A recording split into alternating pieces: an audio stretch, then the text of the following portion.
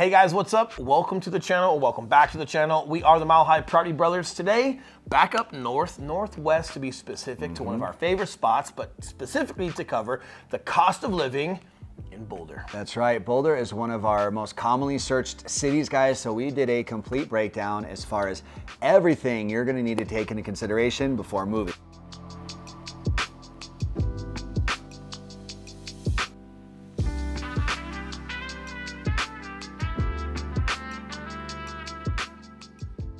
And in case this is your first time here, guys, we drop a new video every Wednesday and Sunday without fail. So make sure you hit that subscribe button so you don't miss a single one. 100%. And we are licensed brokers here in the state of Colorado, which means just as much as we love making these videos, we would love more to help you with those real estate needs. So that number is popping up below. We are the guys who answer the phone calls, text messages, and those emails. So if we can help you, we would love to. But with that being said, let's dive into Boulder. If you guys have seen some of our pros and cons or cost of living in Boulder prior to, just understand some things have changed. We are talking for the fourth quarter, 2023 and 2024 and beyond, at least for the next 12 months, just to give you guys some good context. So if you've seen this before, definitely watch this one now. All right, now before we dive into the cost of living and give you the breakdown, let's start with the biggest chunk here. Okay, so the biggest chunk, the highest part of the living expenses that are going to be in Boulder come from the housing. Correct. Now, to be specific, you're looking at, compared to a nationwide average, Boulder homes are going to be about 152% higher than the national average. Damn! Don't freak out, that may come as a shock, but you're only 29% higher than Colorado's average. Correct. And you guys know, like, average versus median, and anytime you guys are looking at average, there's just a lot of factors that are going to change that depending on how low some of the lows are, depending on what part of the country you're looking at. It's going to give this altered look of being significantly higher, but we always like to bracket across Colorado and being 29% higher than the average in Colorado. And what we typically compare it to is Southern California. So Colorado as a whole, on average, is about 30% more affordable when it comes to housing than Southern California.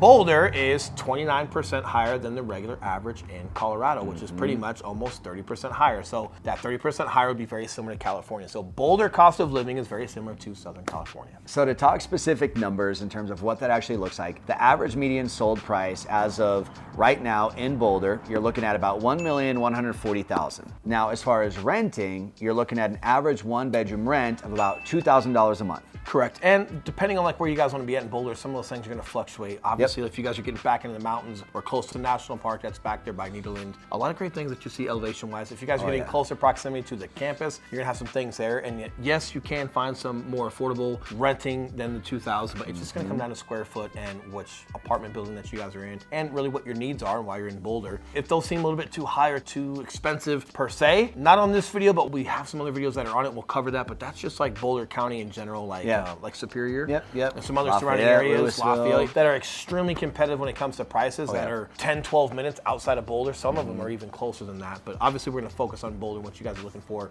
in this video, but realize proximity-wise, you just have a lot available for you. Now, another thing to take into consideration as we're talking the housing and the cost of living there is that Boulder saw a 23% year-over-year increase as far as appreciation. And this is where like averages matter, guys, because from last year to this year, on average, homes in Colorado are 11% more expensive, right? So for homeowners, it's like, hey, that's great for your equity on your home, right? Even when interest rates skyrocketed, homes were still 11% more expensive, which means you had 11% more equity into your home this year versus last year, even though there was higher interest rates. But that's on average. Some areas were the same, which is still great when interest rates rise in the market that we had. Some are 1 to 2% higher, but Boulder being 23% increased pretty much contributes a huge chunk to the overall 11% average for statewide. Realize Boulder is pretty much carrying a lot of it of the state when it comes to that overall increase. Now, Colorado as a whole, when you're taking averages out of it, is still a great economy. It's still a great place to live. And even when interest rates jumped 134 basis points, everyone thought no one was going to buy a house ever again. You were still the same or a couple percent increased this year than last year. So Colorado as a whole is still great. But what I'm trying to do is separate Boulder from Colorado a tad bit, just to show you how much value there is when it comes to a place that's as nationally recognized as Boulder. Well, and a stable market too. So when you're looking at this being a massive investment for you, that just goes to show how secure it is, because regardless of what's going on with the rest of the country or the rest of the state, Boulder has always just been extremely solid in terms of maintaining its value. One part of maintaining its value is just breaking this down economic-wise, guys. Like, they don't allow any more builds to happen. You don't have new build communities up in Boulder.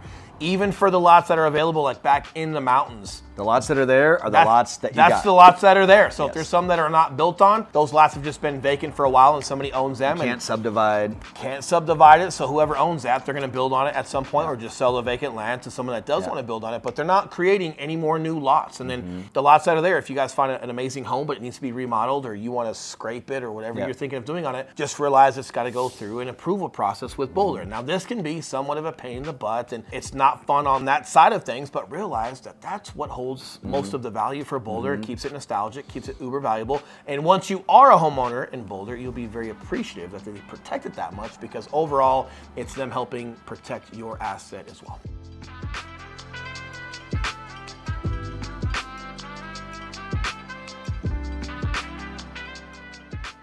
Now, as far as our resources on these, there is a website called bestplaces.com and they have really good cost of living calculators on there. So you can literally put in the state that you're at or the city that you're at and the city that you're going to be moving to and compare side by side. So what we're going to be basing this off of, comparing this to, is Boulder compared to the United States national average. Okay, so this will really be able to give you the breakdown in terms of how Boulder compares to the US.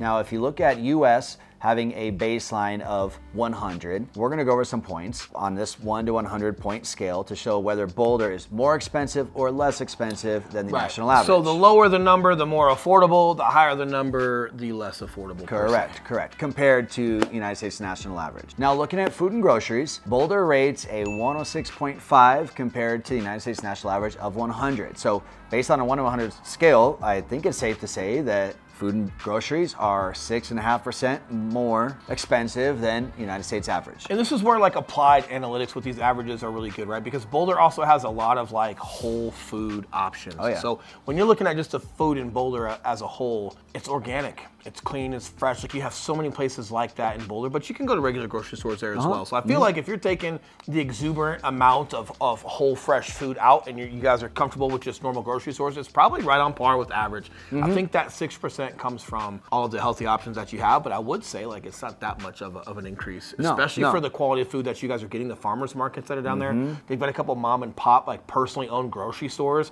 where the mangoes and just different stuff that they have there's amazing. Mike took us there, was talking about it when we had lunch, and it's worth exploring. And if it's better for your body, obviously an option. If you're living in Boulder, that could be one of the reasons as well. But to get that quality of food at just a 6% increase from a national average, bang for a buck, that's impressive. That's actually the one I was most impressed with. Yes. All right, now this one may be surprising to you, but Boulder on a healthcare spectrum rates 85.5 compared to the 100 of the national average. So we actually have more affordable healthcare in Boulder than the average. Do the science. People are active. People are taking care of themselves. It's probably the whole fresh food that they're eating. Overall, there's just not as much requirement as far as medical bills or medical issues in Boulder compared to the rest of the country. So contrary to mountain lions getting you or falling off a mountain while you're rock climbing, that doesn't happen as much as people eating healthy and taking care of themselves, which means healthcare overall is at a decline.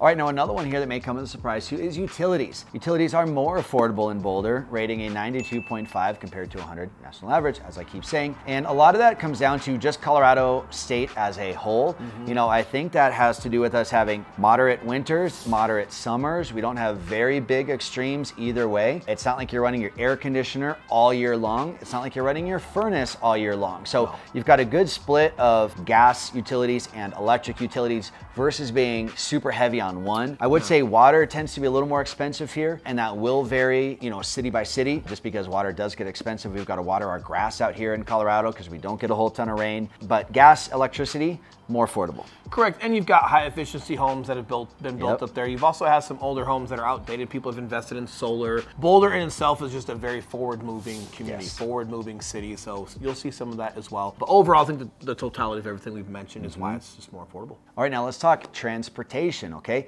So this is gonna be transportation as a whole. Average, like driving costs and things like that, but then also public transportation. So 100 national average, Boulder is 95.2 but Denver is at 115. So whereas Denver is substantially higher than the national, Boulder is substantially lower. And I determined that that's because Boulder is such a walkable city. Oh, yeah. And on top of that, like, it's extremely bike friendly as well. You're just not gonna have to go a lot of places where it's necessarily requiring you to have a car. If you guys live up in Nederland, or if you live up in the mountains of Boulder, you're gonna be driving down and enjoying Pearl Street and some different things. But if you guys are living in and around that community, so many bikes that are around, they get it everywhere. And a lot of it, like especially Pearl Street, you're gonna want to walk. There's Very just walkable. not a lot that's required. And even if you are walking, it's not a day activity where like you need to pack a backpack full of food. Like downtown Boulder is not so big where it's not walkable with just a moderate level of exercise.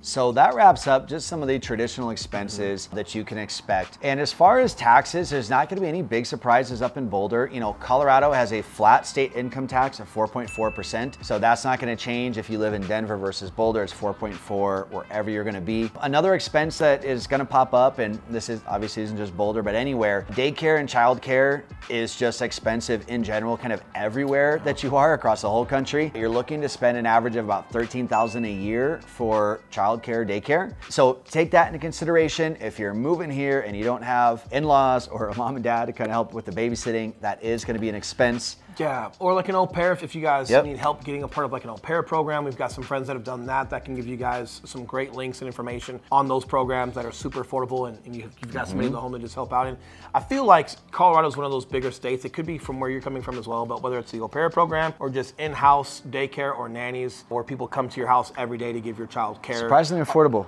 Super affordable, and a lot of people work from home. They just need somebody taking care of kiddos, you know, while they're at home, but just keeping them entertained while you're focused on work. But Colorado has definitely had a great influx of that. We've heard a lot of great things from our clients that have moved here as well. So definitely, in addition to just like the regular daycare and whatever that costs, like just looking at almost more of like a custom personal care, or pair-wise, or just nannies coming to your house. Surprisingly affordable. That's right. Very proactive. If you guys need help on that or any links, please reach out to us. We can give you some that some of our friends and prior clients have used. Now, let's talk some of the Boulder lifestyle cost of living items, because this shoes, no cost. Zero. Because you're not wearing any. Deodorant? Or like no cost. Crocs no money is on up deodorant. there. Crocs headquarters is in Boulder. Maybe they just like give them out for you guys to just walk around on and make commercials with. I don't know. I mean, what kind of hippie are you? What kind of hippie am I, man? I'm a business hippie. I understand the concept of supply and demand. I'm gonna get some You're not hate spending for that. any money on shoes. I'm gonna get some hate. People do wear deodorant in Boulder for the most part. Of course. For the most part.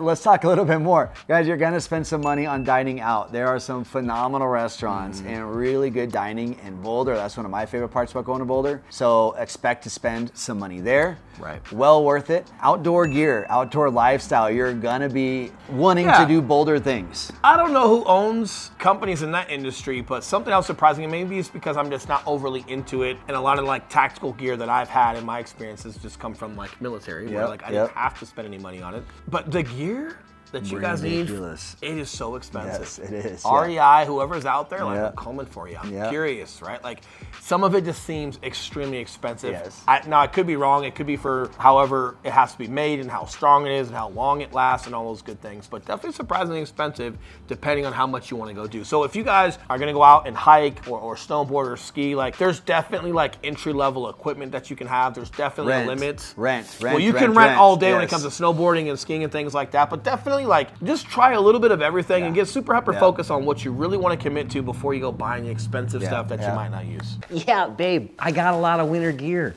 I'm a gearhead. It's not like I don't use it. Got to use those micro spikes.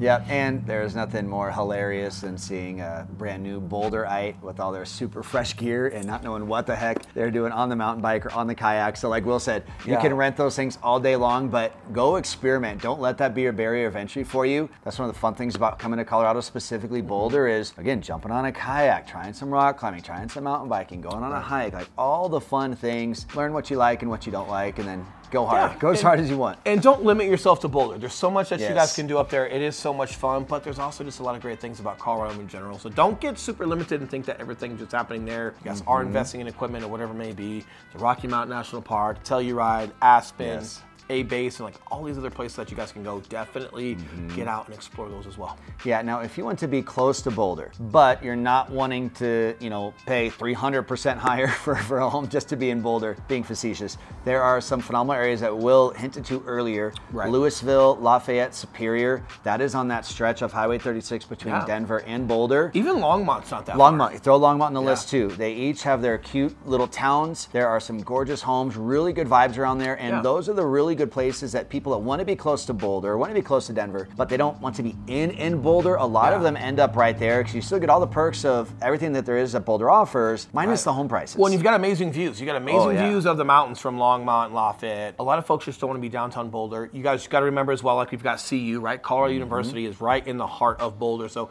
a lot of folks just don't want to be around college town. They don't want to be around that campus. Not that there's anything crazy or bad going on. It's a college, it's a campus, so I'm sure whatever regular comes with that. But a lot of folks just don't necessarily want to be right in all the action of Boulder, but they want to go up there to shop, they want to go up there to hike and enjoy it. Well, these suburbs are just a great idea. It's almost like how people don't want to live in downtown Denver, but they want to be able to travel into downtown Denver. I think that's where some of your suburbs like Aurora and Castle Rock and some of these other places, almost similar to like, if Boulder were a Denver, right? Like folks just don't want to be necessarily nested up in there all the time, but they want to have the access to go if they like.